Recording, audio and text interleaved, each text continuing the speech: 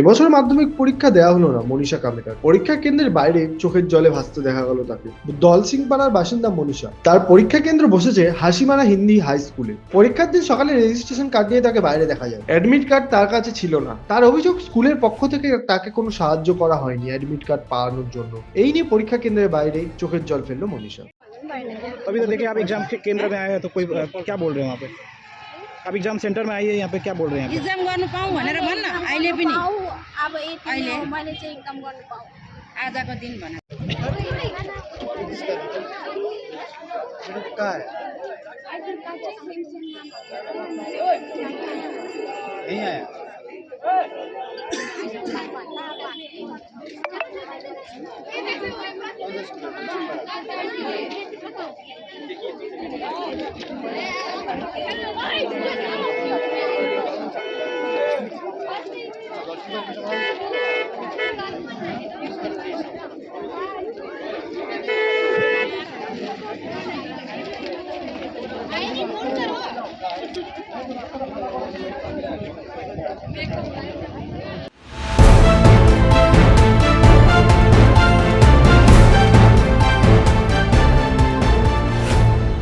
Bureau report, Bengal টিভি.in।